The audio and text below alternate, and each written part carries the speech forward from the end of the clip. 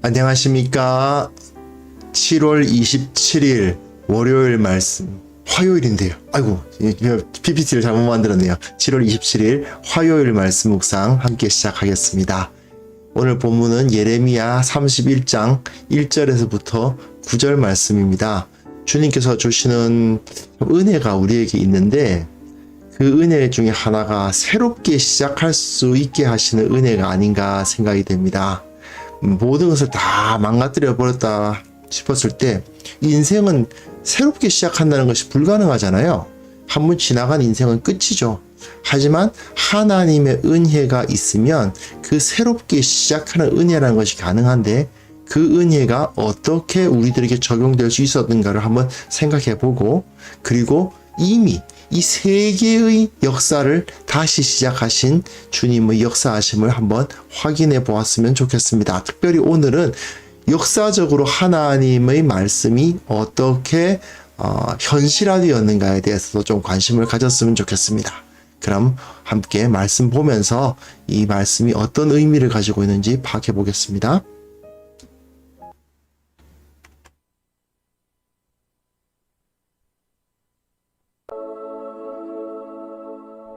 여호와의 말씀이니라. 그때에 내가 이스라엘 모든 종족의 하나님이 되고 그들은 내 백성이 되리라. 여호와께서 이같이 말씀하시니라. 칼에서 벗어난 백성이 광야에서 은혜를 입었나니 곧 내가 이스라엘로 안식을 얻게 하러 갈 때에라. 옛적에 여호와께서 나에게 나타나사 내가 영원한 사랑으로 너를 사랑하기에 인자함으로 너를 이끌었다 하였노라. 처녀 이스라엘아, 내가 다시 너를 세우리니 네가 세움을 입을 것이요 네가 다시 소고를 들고 즐거워하는 자들과 함께 춤추며 나오리라.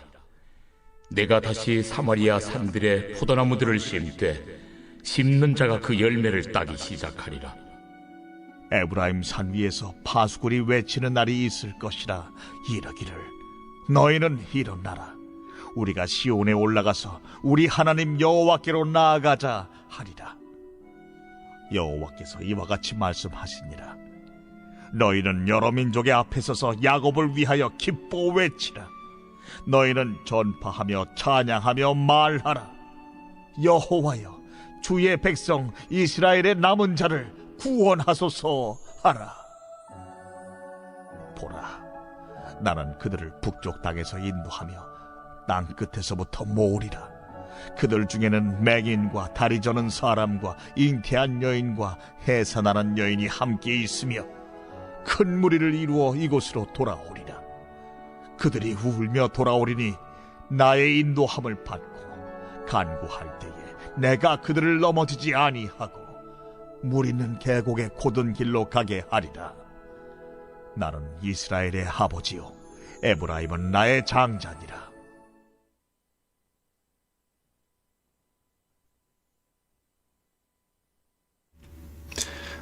네, 지금 위로의 책을 다루고 있죠. 30장에서부터 33장까지 말씀인데요. 이 가운데에서도 이제 30장에서 31장 고통과 기쁨이 같죠. 그죠? 고통이 곧 기쁨이고 기쁨이 곧 고통이고, 하나님께서 정말 그 재앙을 내리시지만 그 재앙 자체가 하나님께서 베푸시는 복이 되는 그런 역설적인 사안에 대해서 30장과 31장이 노래하고 있는데, 오늘은 조금 이 해석의 관점을 넓혀가지고 이 하나님의 복이 어떻게 역사적 현실 가운데 나타났는가를 한번 살펴보았으면 좋겠습니다. 자, 한번 본문 보겠습니다. 나 여호와가 말하노라. 그때가 언제일까? 나중에 어떤 일이 벌어질 때죠.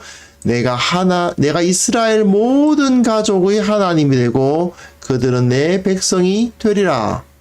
이스라엘 모든 가족. 이스라엘 모든 가족입니다. 유다 백성들만이 아니에요. 12지파를 다 의미하는 것입니다. 하지만 여러분, 이 사실을 기억하셔야 됩니다.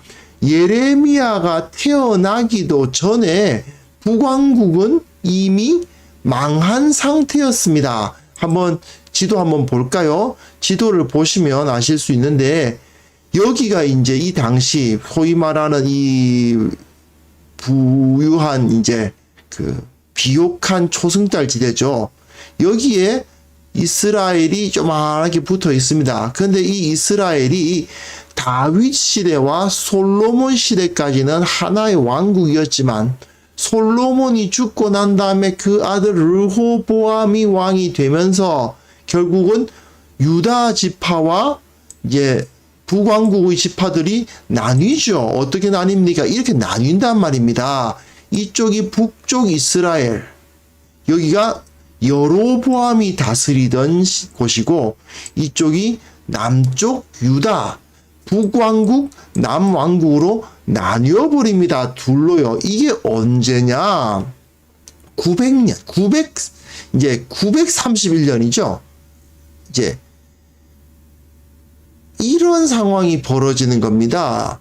그리고 주전 720년에 이 북왕국 이스라엘은 망하고 말았습니다. 그러면 예레미야가 태어나기도 전에 이 북왕국 이스라엘은 없어졌어요. 이미 없어졌어요. 그런데도 불구하고 하나님께서는, 자, 이 이스라엘이 원래는 어떤 존재입니까?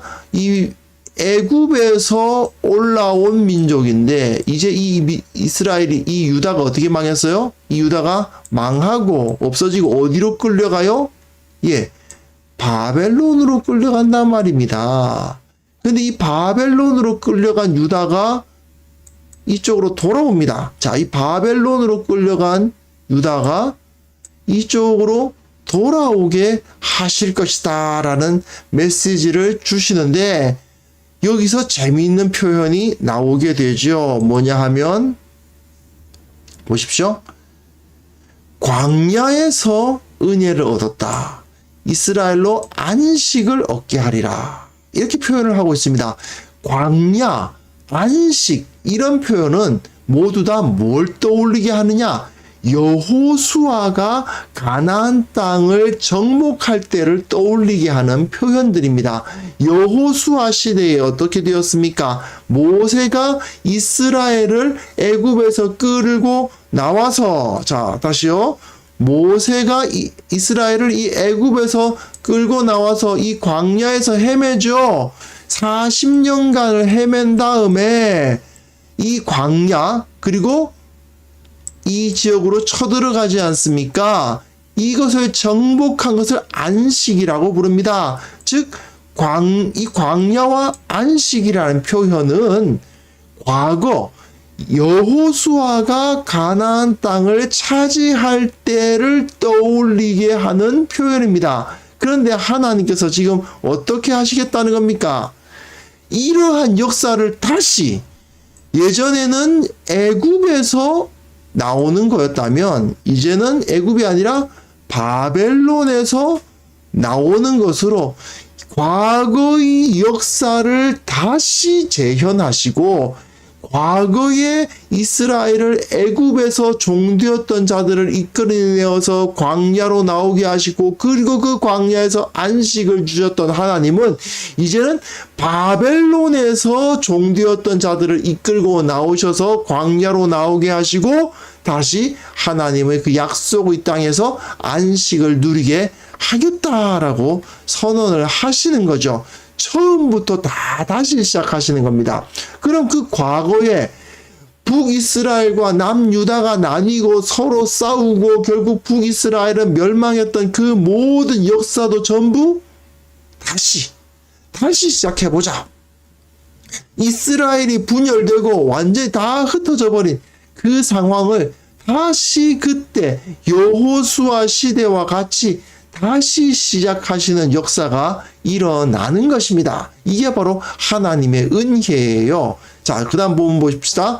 자, 나 여호와가 옛적에 이스라엘에게 나타나 이르기를 내가 무궁한 사랑으로 너를 사랑하는 고로 인자함으로 너를 인도하였다 하였노라.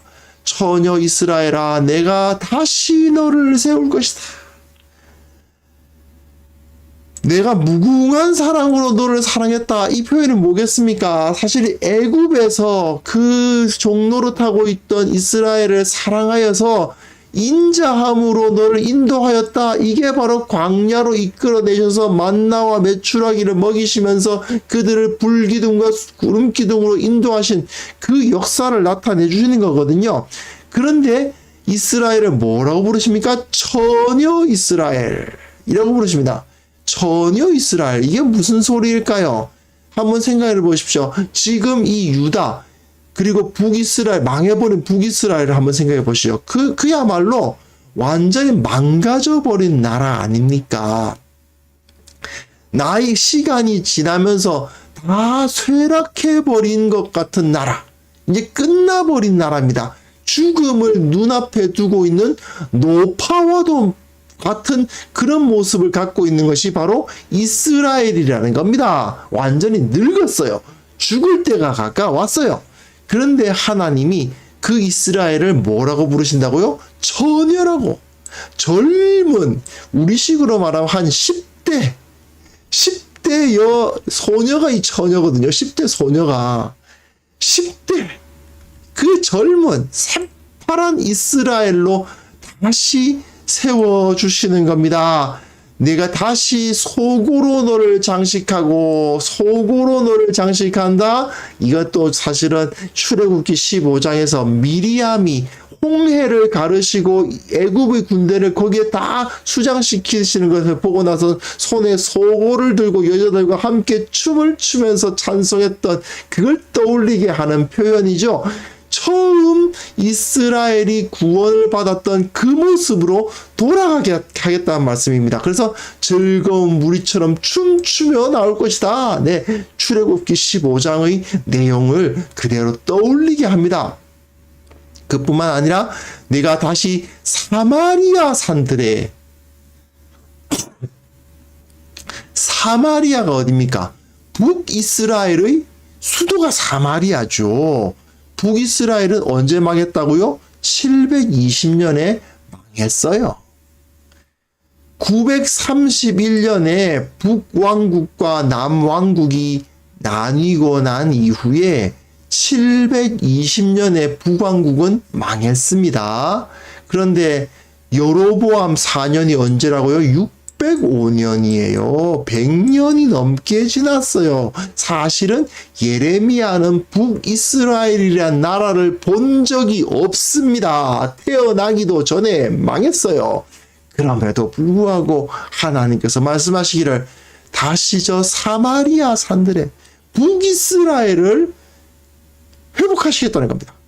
이미 다 망해가지고 흩어질 수 없는데 에브라임 산 위에서 파수꾼이 외치는 날이 이럴 것이다. 에브라임 북이스라엘 중 가장 강한 지파가 바로 에브라임 지파였죠. 주전 720년에 아수르의 그 침공에 의해서 망해버린 북이스라엘. 더 이상 이 사람들은 그 자리에 살고 있지 않습니다. 이게 중요합니다. 다시 한번 이 사진 보실까요? 자, 주전 720년에 이렇게 이 나라는 사라져 버렸습니다. 931년에 나뉘었고요. 720년에는 이 나라가 없어져 버렸습니다. 우리식으로 말하면 어떻게 되느냐 하면 남북한이 나뉘어 있지 않습니까? 지금 북한이 망해가지고 중국에게 흡수된 거나 다름이 없어요. 그래서 지금 원래 북한에서 살던 사람들은 저기 중국 조선족처럼 되어버린 겁니다. 그 사람들은 중국 사람이에요. 그러고 세월이 몇 년이 지났습니까? 100년이 넘게 지난 겁니다. 망했을 그 당시에 이스라엘 사람들은 다 이곳저곳으로 다 흩어졌습니다. 하나님의 백성을 다시 모은다고요? 그런 나라가 있을 수가 없지 않습니까? 바로 여기서 문제가 생기는 거죠. 그런데 하나님은 931년에 분열돼 가지고 720년에 망한, 그야말로 이건 저 옛날에 지금은 뭐 580몇 년이란 말입니다. 580 또는 580 또는 590년대인데 몇백 년 전에 분열되고 거의 뭐 백몇십 년 전에 망한 저 나라를 다시 하나님께서 회복시켜 주시겠다. 참 곤란합니다. 우리가 믿기가 어렵죠. 그리고 실제 역사에서 남북 왕국이 931년에 멸망한 이후로 남북의 그 왕조가 합친 적이 있었는가? 없습니다. 단 한 번도 없습니다.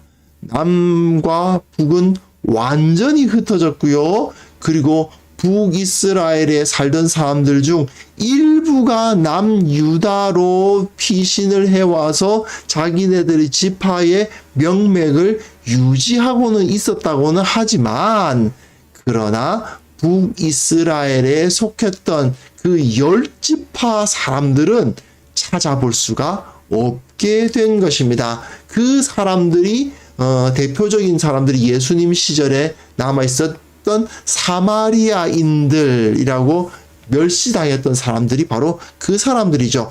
북이스라엘 사람들이라고 말하기도 좀 애매한 게, 북이스라엘의 혈통과 다른 여러 이방 잡족들의 혈통이 다 섞여버려 가지고 더 이상 그들이 이 북이스라엘의 혈통이라고 말할 수가 없는,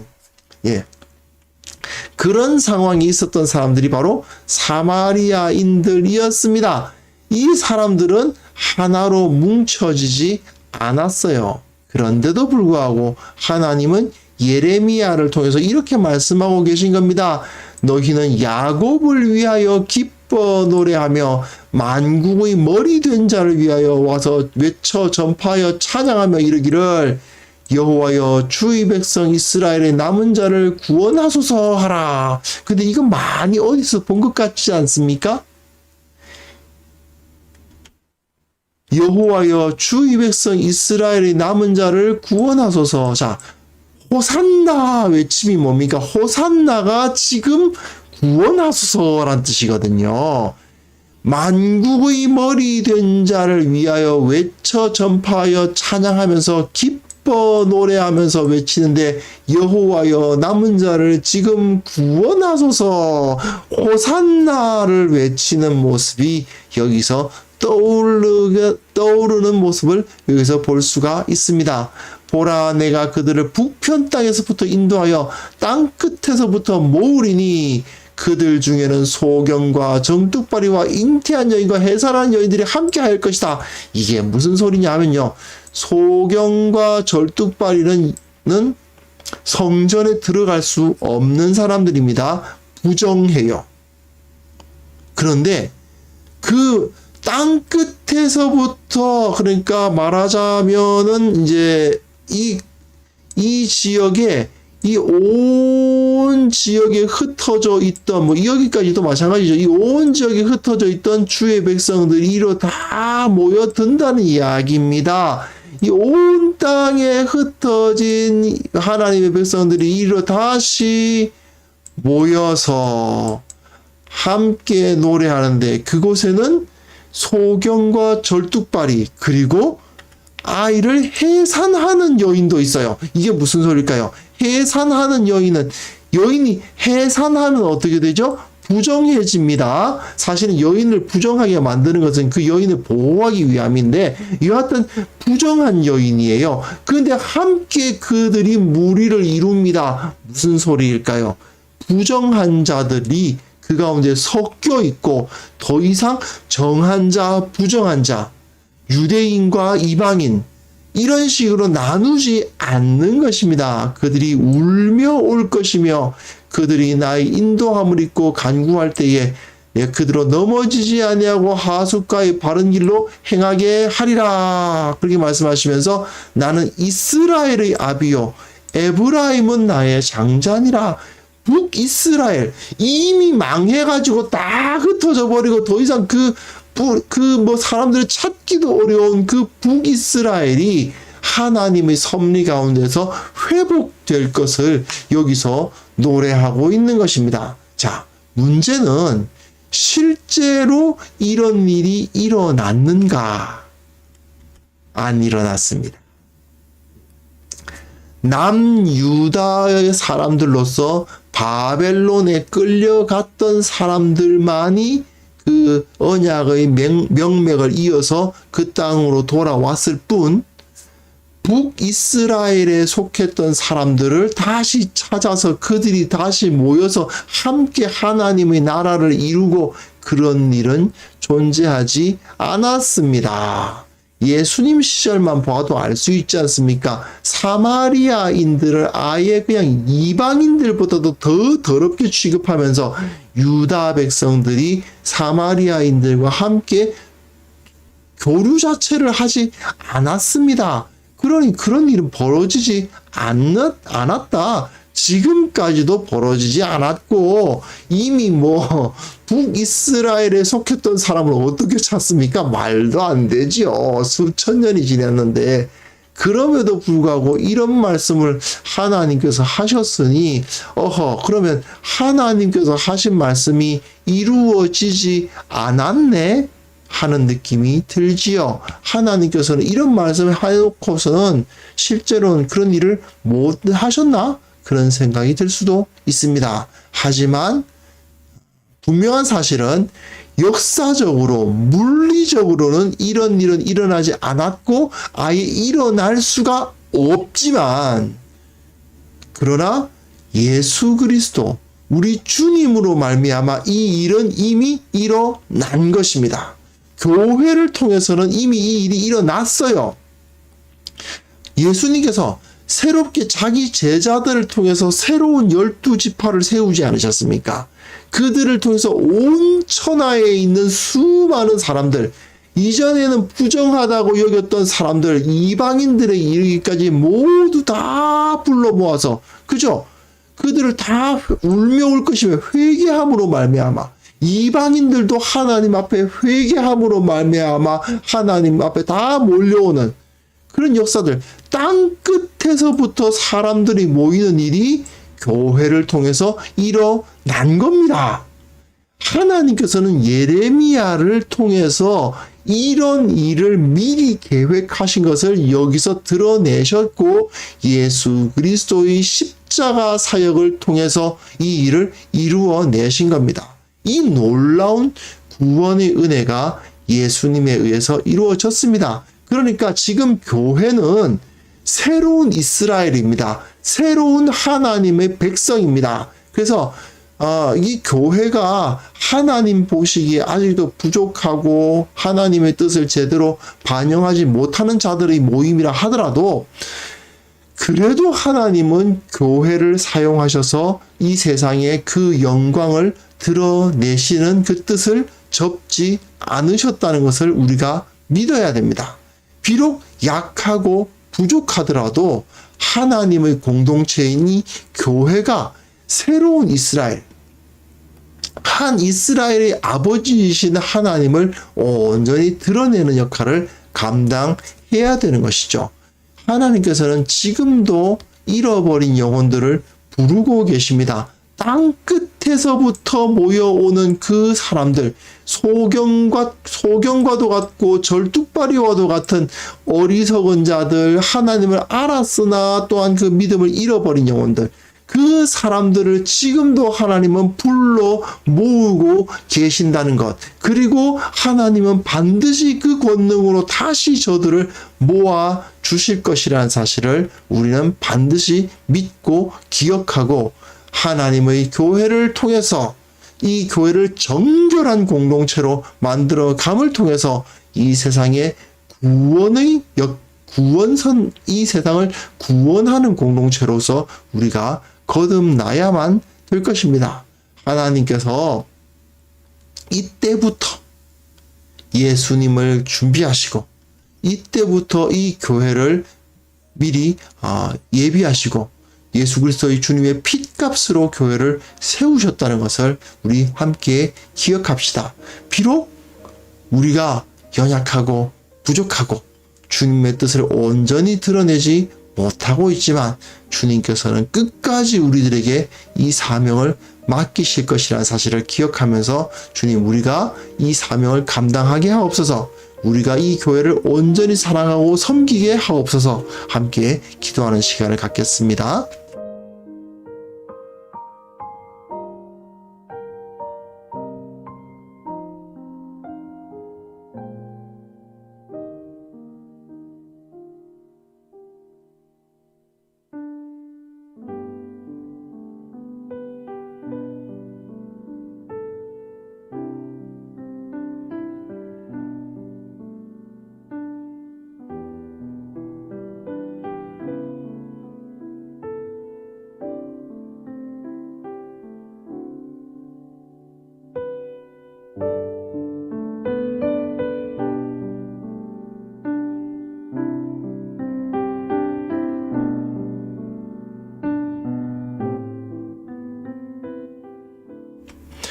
하나님 아버지, 주님께서 그 망해버리고 흩어져 버렸던 북이스라엘을 구원하겠다, 다시 세우겠다 말씀하셨던 것을 보면서 실제로는 그런 일이 물리적으로는 나타나지 않았지만 이 교회가 그 예언의 성취였고, 이 온 땅에 흩어져 예수 그리스도 우리 주님의 이름을 통해 하나님께 영광 돌리고 있는 자들이 바로 이 예언의 성취임을 믿습니다.